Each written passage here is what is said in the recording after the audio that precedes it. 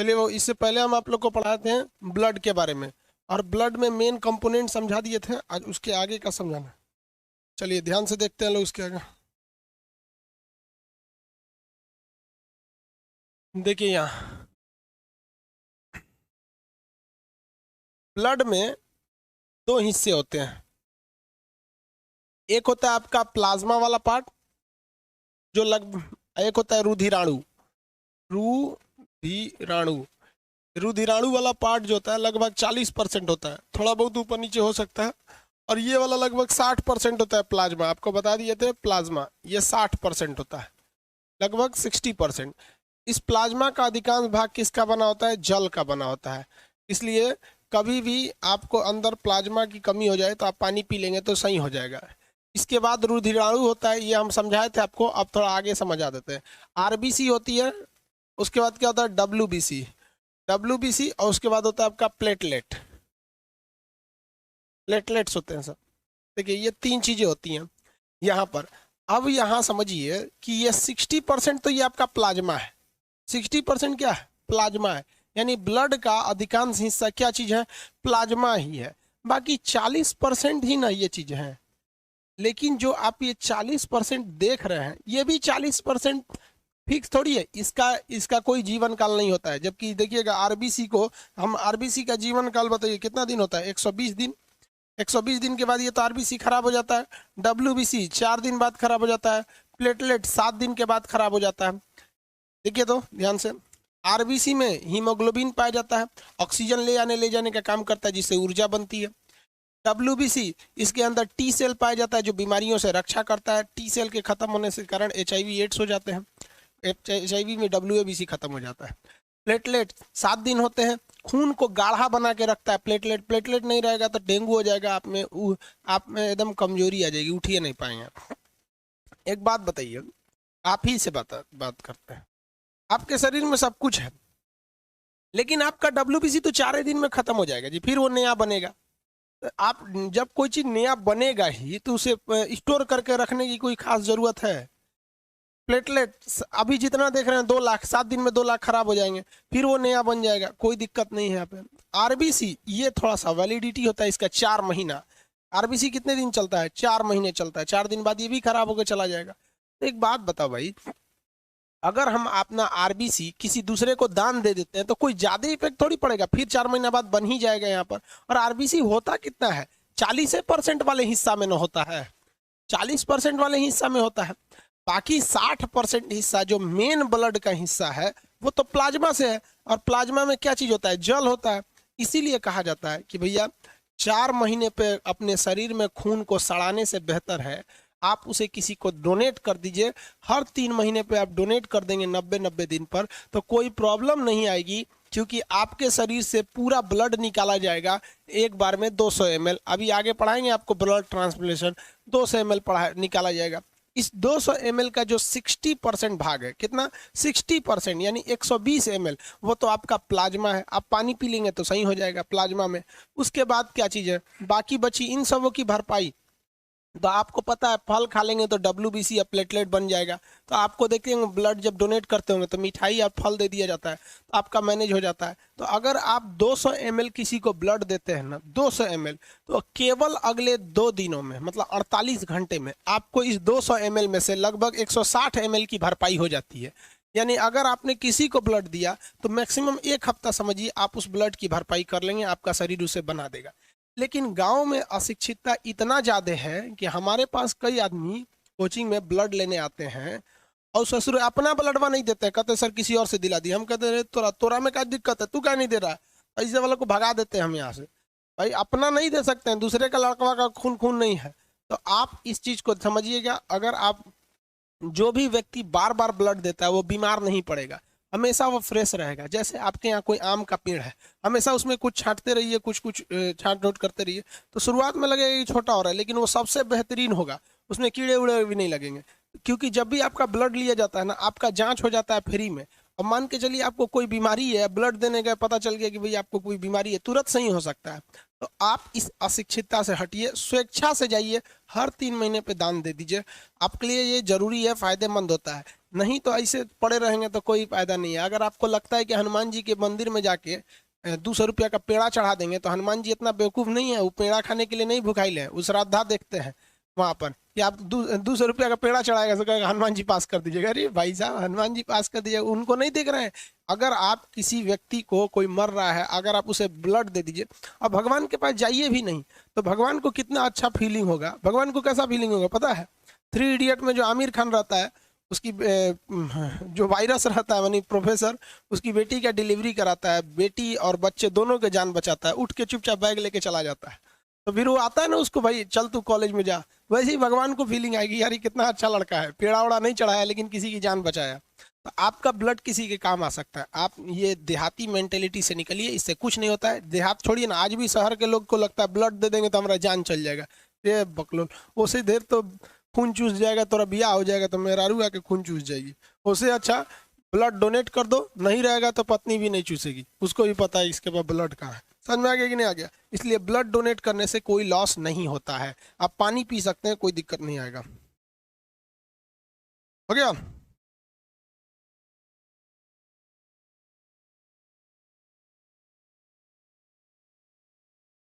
आगे बढ़े बाबू।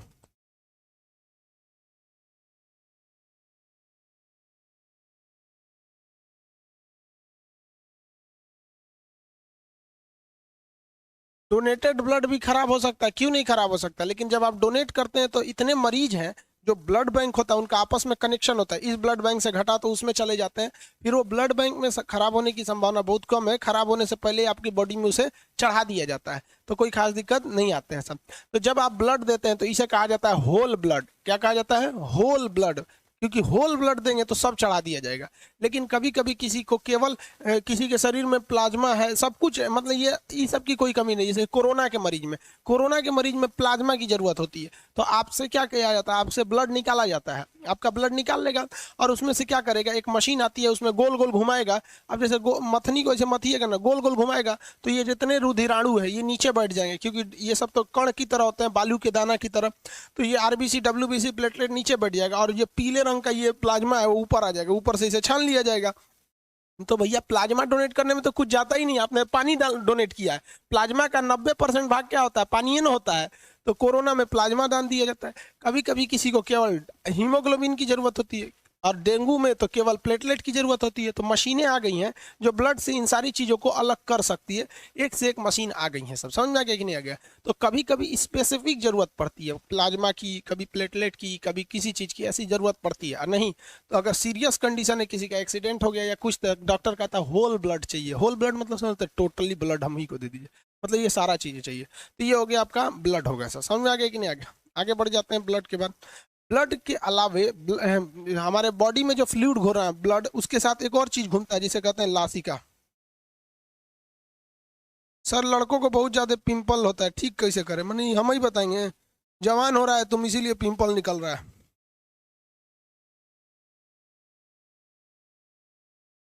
समझ आ गया कि नहीं? पिंपल निकल रहा है। दाढ़ी मोछ जब आता है ना लड़कों का, तो पिंपल्स निकलते हैं उस वक्त में, क्योंकि बॉडी एडजस्ट करने में दिक्कत हो जाता है, उसको समझ में नहीं आता कि दाढ़ी मोछ क्यों आ रहा है।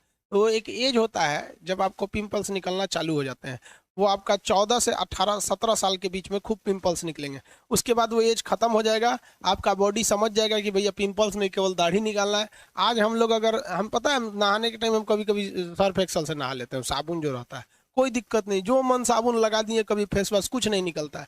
लेकिन एक हम लोग का भी एज था जब पिंपल्स वगैरह निकलते थे। बाकी क्रीम पाउडर थोड़ा कम लगाया कीजिए, उससे भी थोड़ा इफेक्ट पड़ते हैं सब। आगे देखिए, जो ब्लड होता है बाबू, हमारे शरीर में जो फ्लूइड घूम रहा है, फ्लूइड मतलब होता है जो लिक्विड, ये जो लिक्विड घूम रहा है, इस लिक्विड में केवल ब्लड ही नहीं है, ब्लड के अलावे और भी एक चीज है जिसे हम लोग कहते हैं लासिका या लिम्फ। तो हमारे बॉडी में जितना भी फ्लूइड, फ्लूइड समझते हैं? फ्लूइड मतलब क्या होता है? तरल, तरल पदार्थ। जितना भी हमारे बॉडी में तरल घूम रहा है, ये दो तरह का है। एक है आपका ब्लड, जिसके बारे में हम आपको पढ़ा दिए। एक क्या चीज है बाबू? आपका ब्लड है, ये घूम रहा है। और एक आपका लिम्फ, लिम्फ इसे कहते हैं लासिका। लासिका क्या करता है? लासिका जो होता है एक तरह का समझिए कि डब्ल्यूबीसी का ही काम करता है। WBC का ही काम करता है लासिका। इस लासिका में दो चीजें होती हैं, ध्यान से देखिए। इस लासिका में CO2 की अधिकता होती है, इसमें ऑक्सीजन की ज्यादा जरूरत नहीं है, इसमें CO2 की क्या होती है, अधिकता होती है। ये लासिका, लासिका का मेन काम क्या होता है कि ये बीमारी से हमारी रक्षा करती है, हमारी बीमारी से क्या करती है, रक्षा करती है। इसका कलर अगर कहेगा तो ये रेड नहीं होता है, ये पीले रंग का होता है। कैसा होता है, येलो कलर का होता है, पीला। इसका दो काम होता है, हमारे शरीर में अगर कोई बीमारी एंट्री करती है तो उससे भी लड़ती है, और साथ ही साथ हमारे शरीर में अगर घाव हो गया तो उस घाव को भी भरती है। क्वेश्चन घाव से दो ही आते हैं कि कौन सा विटामिन घाव भरता है, तो विटामिन C घाव भरता है, और कौन सा लिक्विड भरता है, तो वो लासिका भरता है। लासिका का कलर कहेगा तो कौन सा हो जाएगा भाई, तो ये येलो कलर का हो जाता है लासिका। कितने लोग बता सकते हैं ये कौन सी ऐसी बीमारी है जिसमें लासिका खत्म हो जाती है, यानी लिम्फ खत्म हो जाता है? बीमारी का नाम बताएंगे। वह कौन सी ऐसी बीमारी है जिसमें लासिका खत्म हो जाती है? सर एड्स लार से फैल सकता है क्या? नहीं, एड्स के मरीज से जूठा खा लेंगे तो नहीं फैलेगा, थूक देगा तो भी नहीं फैलेगा। ब्लड के संपर्क में आता है, या तो ब्लड के संपर्क में आना चाहिए, या तो फिर महिला है तो उसके ओभम, और मेल है तो उसके स्पर्म, ये दो ही चीज से आ सकता है।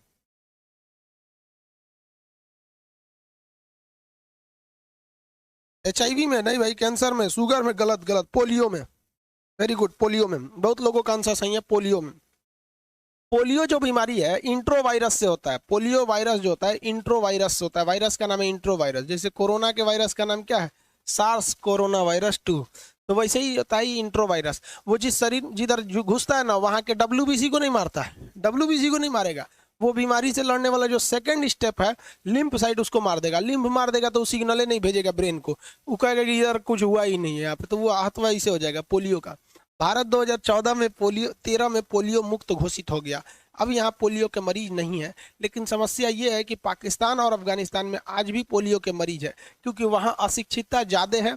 वहाँ मुसलमान लोग के जो मौलाना साहब हैं वो पोलियो के ड्रॉप पीने नहीं देते हैं, कहते हैं लोग कि 2 गो बूंद पिएगा तो 2 गो बच्चा होगा। अजब हाल है भाई। वो जो 6 महीने का बच्चा है उसकी इस बात की टेंशन नहीं है कि पढ़ेगा क्या, आगे डॉक्टर इंजीनियर क्या बनेगा, इससे नहीं मतलब नहीं है। मतलब ये है कि अगर बच्चा कैगो पैदा होगा, और वहां के सरकार भी वैसी लोल है। अरे भाई जब वो कहता है 2 बूंद से 2 गो बच्चा होगा तो 20 गो बूंद पिया दो, जो ने बहाने पोलियो ठीक हो जाएगा। दिक्कत ये है कि अगर पोलियो वायरस पाकिस्तान में जिंदा रहा तो इंडिया में एंट्री मार जाएगा, जिस तरह कोरोना कैसे था चाइना में, इंडिया में मारा कि नहीं मारा। तो हम लोग को पाकिस्तान अफगानिस्तान से दिक्कत है इसी बात के। लेकिन हमको क्या मतलब है तू वहाँ कोरोना पोलियो हो या ना हो। इसलिए भारत सरकार ने भी नियम बना दिया कि जो भी व्यक्ति पाकिस्तान से अगर इंडिया आएगा तो उसके लिए केवल 2 रास्ते हैं, या तो वो मुंबई एयरपोर्ट से आए, या तो फिर वो दिल्ली एयरपोर्ट से आए, और वहां पे उन लोग के लिए अलग से एंट्री है जहाँ पोलियो पिलाया जाएगा। बड़ बुझे सबको पिला देते, पी पी पी। यहाँ पर इंडिया में आएगा तो इंडिया का नियम लगेगा। अलग हाल है भैया, मलाला यूसुफजई को भी मार दिया था, वहाँ कोई पोलियो पिलाने जाता तो बम मार देते हैं सब। तू यहाँ पे आ रहा है 2 गो बच्चे हो गए, यहाँ पे हद है भाई। भारत में ले आके छोड़ दो, यहाँ आदमी जितना बच्चा बोलेगा आदमी लोड करके भेज देगा, बाघा बॉर्डर से जाओ। अच्छा हाल है। तो ये लिम्फ जो होता है पोलियो नामक बीमारी में खराब हो जाता है। ये किस कलर का होता है, येलो कलर का होता है। इसलिए कभी आप देखे होंगे अगर आपका कहीं दीवार में रगड़ा गया या हल्का सा छिला गया ना, तो येलोइस कलर की एक पानी आती होगी, हल्का सा कहीं छिला गया तो आदमी, जिसको देहात में बोलते हैं पंछा फेंक रहा है, कहीं ऐसे रगड़ा गया ना दीवार से ऐसे, तो हल्का येलो येलो आता होगा, वो क्या रहता है, प्लाज्मा लासिका रहती है। और यही लासिका क्या करती है, घाव भर देती है। आप देखेंगे लासिका जब घाव भर देती है यहाँ पर, तो हल्का हल्का यहाँ पर येलो येलो टाइप का कुछ आता है जो घाव भरने में मदद कर देता है। तो लासिका तंत्र तो समझ में आ गया हमारे बॉडी में। लासिका क्या करता है, आगे बढ़े, किसी को कोई दिक्कत है? प्रकाश कुमार कर रहे सर ओनली चैट हो रहा है, लाइव ज्वाइन नहीं हो रहा है, क्या करें रे लोल कहीं का, तो अमेरिका से आया है, कह रहा है कि सर चैट हो रहा है। मैंने हम तो आप सबका बतिया हम ही डिस्क्राइब कर दे रहे हैं। सर ब्लड रेड ही क्यों होता है, हीमोग्लोबिन की वजह से। बाबू जिसके बॉडी में कल भी बताए थे कॉकरोच में हीमोग्लोबिन नहीं होता है, ब्लड के अंदर जो आरबीसी होता है, आरबीसी में हीमोग्लोबिन होता है, जिसके कारण ब्लड कैसा हो जाता है, लाल हो जाता है। आगे बढ़े।